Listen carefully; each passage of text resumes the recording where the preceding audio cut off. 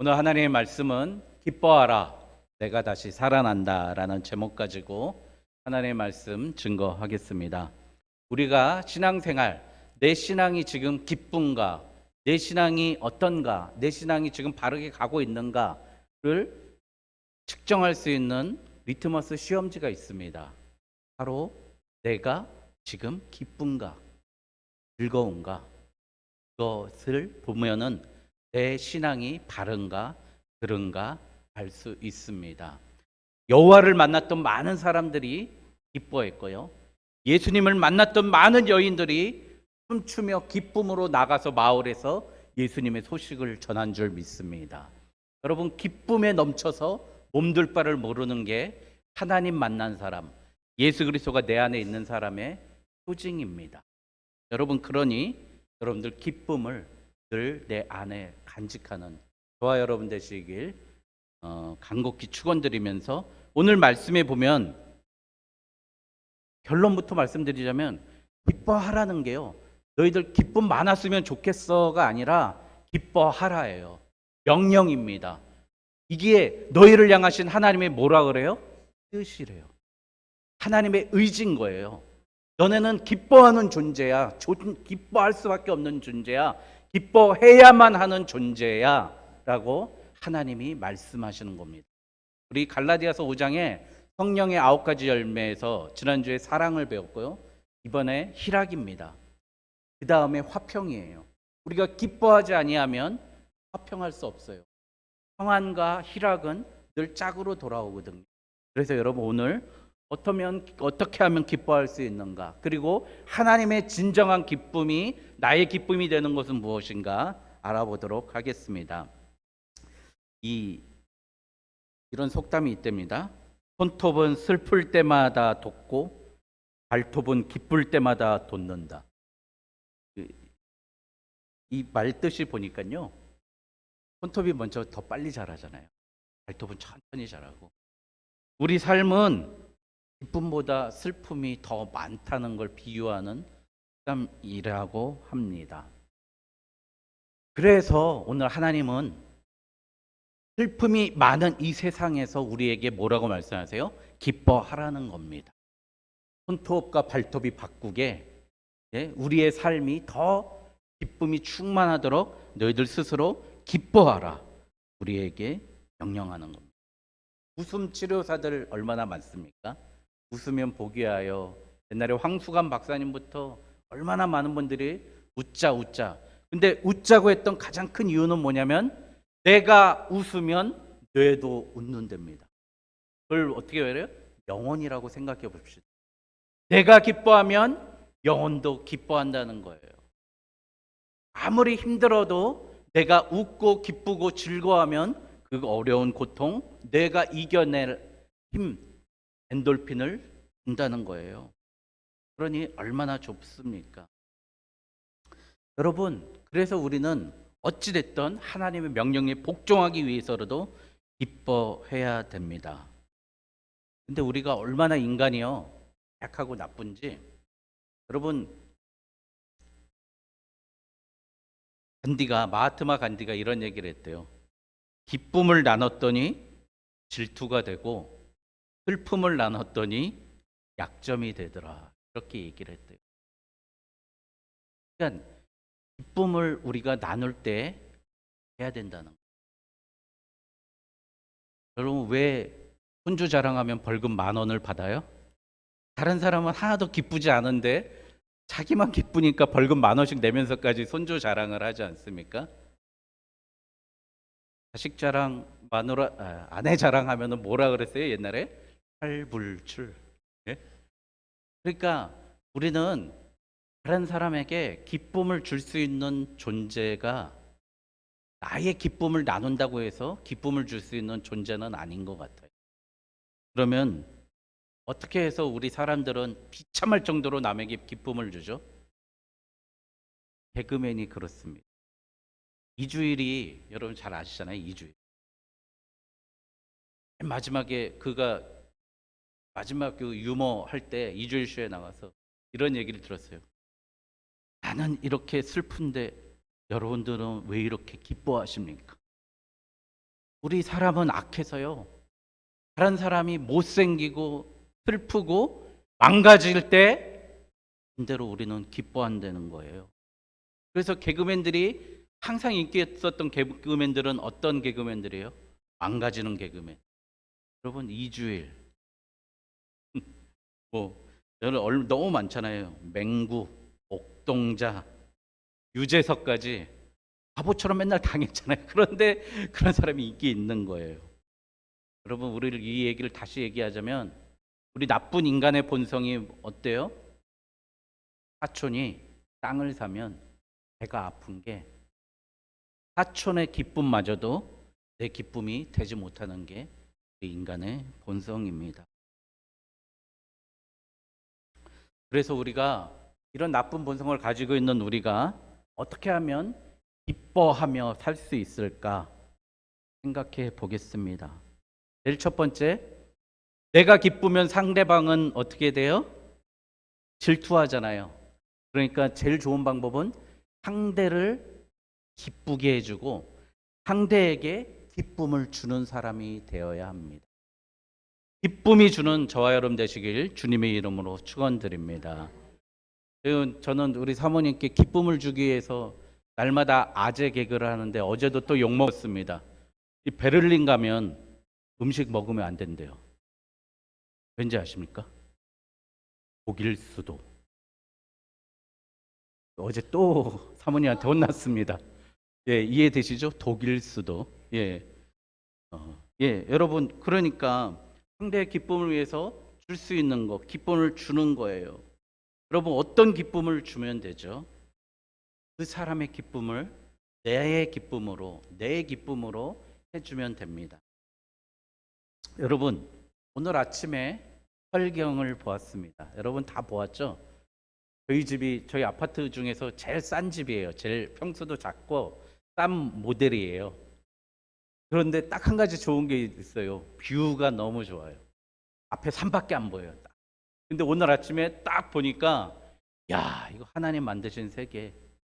제가 창가에서 아침에 말씀을 상고하면서 주 하나님 지으신 모든 세계 또 보게 되더라고요. 얼마나 멋있는지. 근데 또 어제 낮에는요. 베란다에 빨래를 막 걸어놨어요. 싹 씌워버렸어요. 어제는 여러분 아십니까? 너무 맑아가지고요. 먼지가 하나도 없어가지고 산과 저 먼 서울 도봉산까지 불암산까지 깨끗이 보이는 거예요. 얼마나 투명하고 멋있는지. 제가 이랬어요. 하나님 이렇게 좋은 거 만들어 주셔서 감사합니다. 이게 바로 하나님을 찬양하고 하나님을 기쁘게 해드리는 방법인 줄 믿습니다. 오늘 우리가 모여서 하나님을 기뻐하며 찬양하며 박수치면서 힘들게 찬양했지만 목도 아프지만 그렇게 할 수 있는 건 하나님께 우리의 기쁨을 드리기 위한 거예요. 하나님을 기뻐하게 해드리는 겁니다. 여러분 그래서 여러분들 잠언에서는 이런 말씀이 있습니다.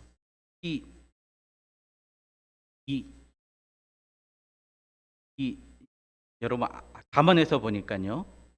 여호와의 가난한 자를 도와주는 것은 하나님께 구워주는 것과 같다. 이런 말씀이 있습니다. 가난한 자들에게 기쁨을 주는 건 하나님께 기쁨을 구워준 거랑 같은 거예요. 여러분 이 말씀 제가 배우면서 우리가 누굴 도울 때 받으려고 생각하지 않고 누구에게 기쁨을 줄 때 될 거 생각하면 안 되겠구나. 하나님이 빚쟁이 저한테 그런 생각을 하면서 이런 생각을 해봤습니다. 하나님이 얼마나 우리를 사랑하시고 기뻐하시면 우리에게 가난한 자들을 기쁘게 해주라는 겁니다. 기쁘면 여러분 너무 기쁜 일 있어요. 그러면 어떻게 해야 돼요? 그거 자랑하지 마시고 그 기쁨 때문에 밥 사주세요. 여러분 한 통 내잖아요. 여러분 한 통 많이 내잖아요. 저도 옛날에 시험에 합격해가지고 너무 기뻐가지고 한 달 내내 한 통 냈던 것 같아요.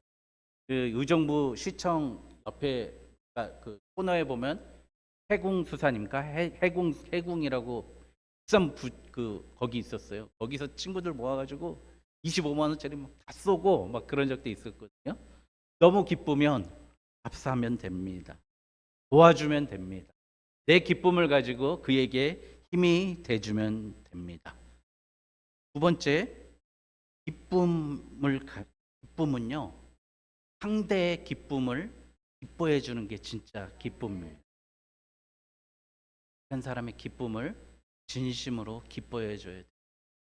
여러분, 그래서 어른이 된다는 건요, 공조사 잘 쳐. 이게 어른이 되는 거예요. 그래도 나하고 정말 친밀한 분들에 있어서는 기쁜 일 꼭, 봉투가 얇더라도 꼭 기뻐해 주십시오. 즐거워해 주십시오. 이왕이면 인증샷도 찍어가지고 카톡에 한번 올려주십시오. 얼마나 그분들이 기뻐하는지 모릅니다. 여러분, 어른이 되는 건 우리가 기쁠 때, 슬플 때, 어려울 때, 그래서 우리 어르신들 보면 생활비에서 제일 많이 나가는 게 저는 뭐 먹는 건지 건강인지 알았는데 공주사비가 제일 많아요. 내가 자녀들 키우고 할머니로, 할아버지로, 아빠와 엄마로 하기 위해서 제일 힘든 게 사람 노릇하는 거예요. 어른 노릇하는 게. 그래서 다른 사람들을 기뻐해 주는 거예요. 다른 사람들의 기쁨을 기뻐해 주는 게 우리가 기쁨을 실천할 수 있는 방법입니다. 김창옥 씨가 이랬잖아요. 아이가 시험 보고 왔는데, 나 시험 못 봤어. 그냥 입 다물더래요. 엄마, 나 이번에 100점 맞았어. 90점 맞았어. 딱 이러고 아이가 왔대요. 그러니까 김창욱 씨가 가르쳐 줘. 어떻게 하라 그랬어요? 대박. 네가 좋은데 내가 이렇게 기쁜데 너는 얼마나 겠니? 근데 나쁜 엄마들은 이러잖아요. 가봐.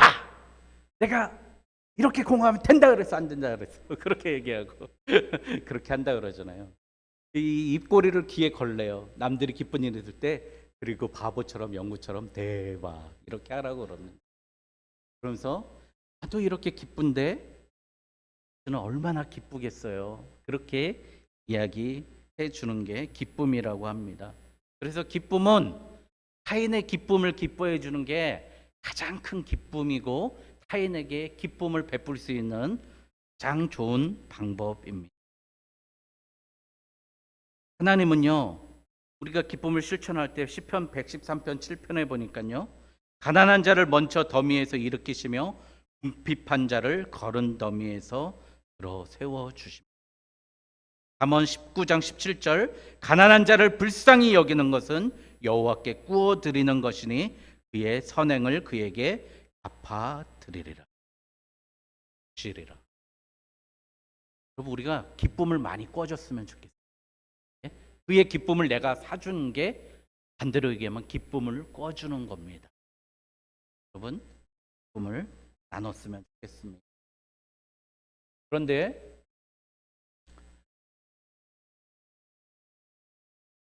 이 존 파이퍼라는 목사님이 계세요. 하나님의 기쁨이라는 책을 쓴 존 파이퍼라는 훌륭한 목사님이 계신데, 그 목사님의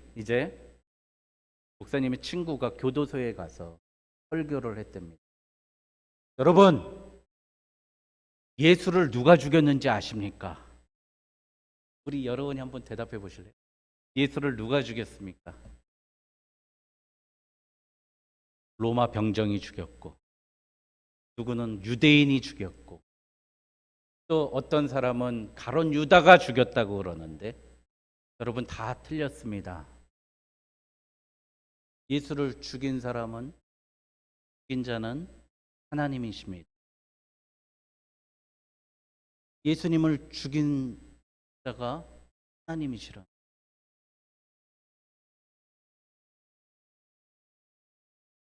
말씀 들으면서 깜짝 놀랐어요. 이 책을 읽으면서 깜짝 놀랐어요.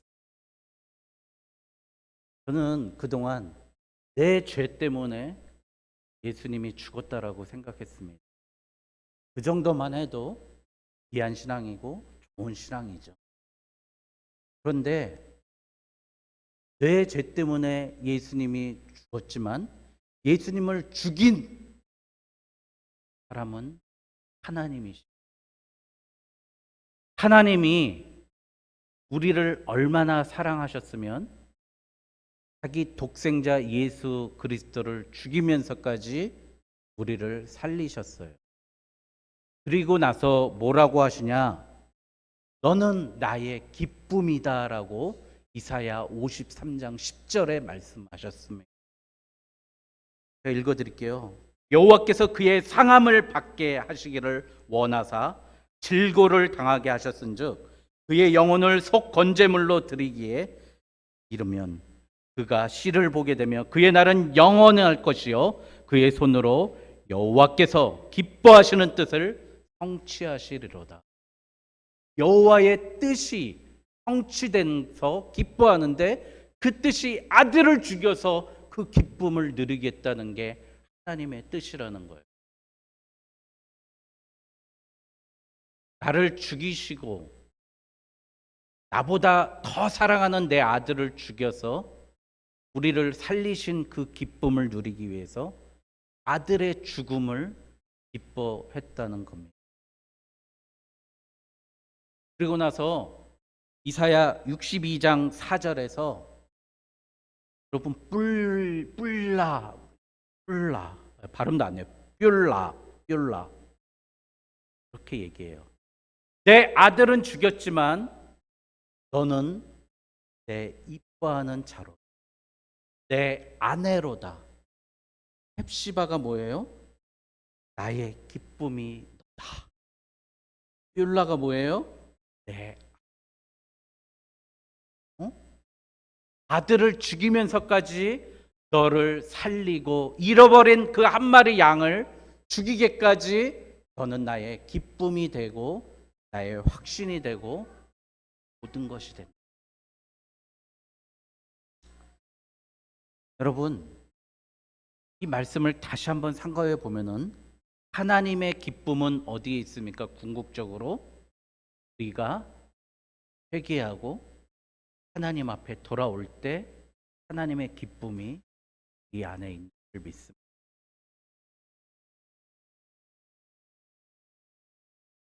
우리 솔직히 이야기해 봅시다. 지금 내 딸이 있는데 딸하고 나하고 둘 중에 하나를 죽여야 돼요. 그러면 내가 죽겠습니까? 딸을 죽이기. 내가 죽을 거 아닙니까? 그런데 하나님은 이 땅에서 가장 겪을 수 없는 가장 아픈 고난을 겪어가면서 아들을 죽이시고요. 근데 하나님은 그것 때문에 슬퍼하시지 않으시고 도리어 기뻐하셨어요. 왜요? 수많은 헵시바와 뷸라를 내 아내로 살리셨기 때문입니다. 그래서 하나님은 그 기쁨을 누리고자 하는 겁니다.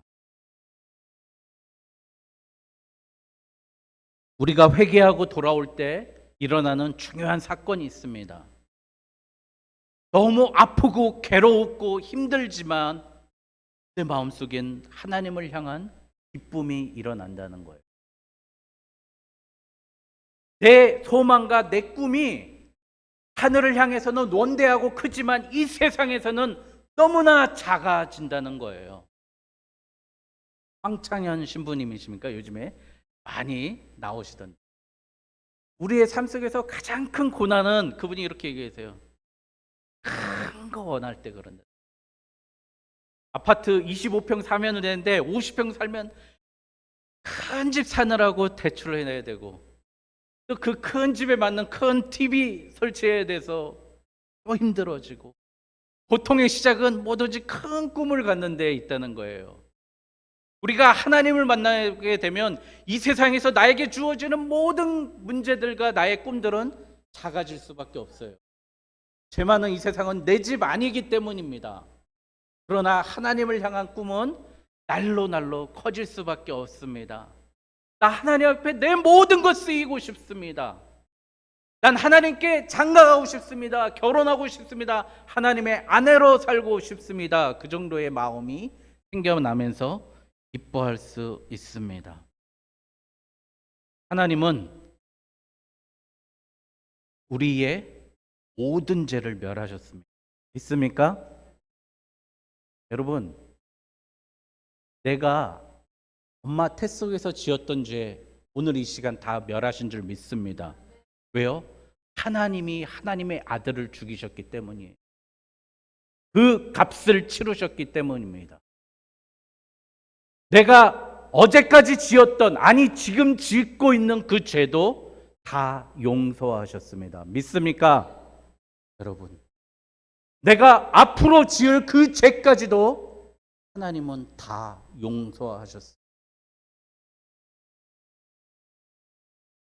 그러니 우리는 하나님의 그 놀라운 사랑과 하나님의 기쁨이 되신 그 예수 그리스도의 은혜에 힘입어 죄인이고 악인이고 죽을 자이지만 나는 너를 보배롭고 존귀하고 너는 내 것이라 말씀하신 하나님의 그 약속을 믿고 이 땅에서의 소망을 버리고 하나님께 소망을 두고 나아간 사람이 하나님의 가장 큰 기쁨인 줄 믿습니다. 하나님의 가장 기뻐하신 사람은 이 존 파이퍼 목사님이 결론에서 이렇게 해요. 하나님께 소망을 두고 하나님을 통해서 여호와로 인하여 기뻐하는 게 우리의 힘이라고 말하는 사람이 기쁜 사람이라고 합니다. 여러분, 잘난 사람이지 않습니까? 친구들 보면 막 음악 들으면서도 막 연주가 그냥 막 잘 나와요. 막 영화 조금만 봐도 난 다 2번 봐도 이해가 안 가는데 다 이해하고요. 수학 공부 조금만 해도 금세 막 80점, 90점 맞고 그런 친구들이 있었어요. 잘난 아이들이죠. IQ가 153이에요. 제 친구 한 명은. 한 명은 147이고. 근데 김혜자가 눈이 부시게라는 드라마에서 이렇게 얘기합니다. 잘난 거랑 잘 사는 거랑 뭐가 틀린지 알아?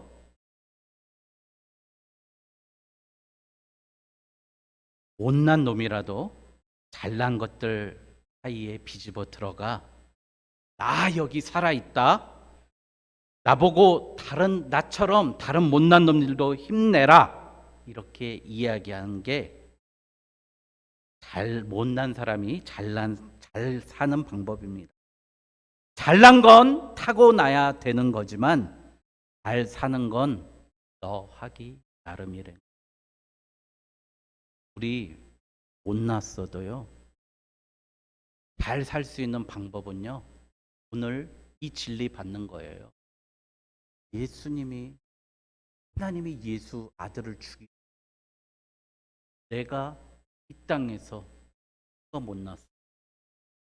내 뭐가 슬퍼? 뭐가 걱정이야? 내 모든 근심과 걱정 하나님이 죽으셨는데 모든 것 하나님께 맡기고 하늘 소망 두고 기뻐하며 나아가면서 하나님의 진정한 헵시바로 뷸라로 하나님의 기쁨으로 살아가는 저와 여러분 되시길 주님의 이름으로 축원드립니다. 기도하겠습니다.